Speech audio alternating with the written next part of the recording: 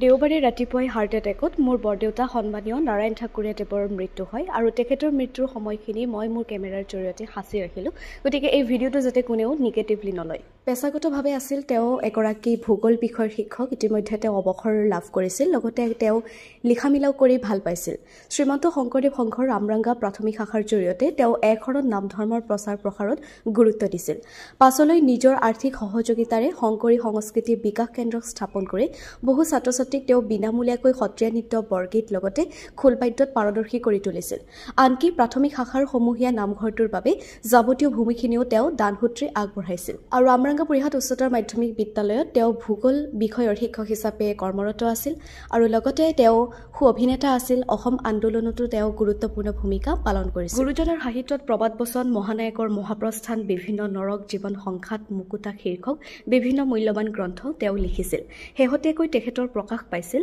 মদ ভাগৱত কথা দশম শীৰ্ষক গ্ৰন্থখন আৰু অসংখ্য প্ৰবন্ধ নিবন্ধ তেওঁ লিখি থৈ গৈছে আৰু সমাজখন সচেতন কৰিবলৈ তেওঁ নিজেই কিতাপ লিখি সেই কিতাপ তেওঁ বিনামূলীয়াকৈ তেখেতৰ শুভাকাংক্ষীসকলক তেওঁ নিজে ঘৰলৈ গৈ দি থৈ আহে গতিকে এনেকুৱা এজন আদৰ্শৱান ব্যক্তিক হেৰুৱাই প্ৰকৃতাৰ্থত আমি আমাৰ এগৰাকী অভিভাৱক হেৰুৱালোঁ আৰু আমাৰ বাবে এটা খুব ডাঙৰ লষ্ট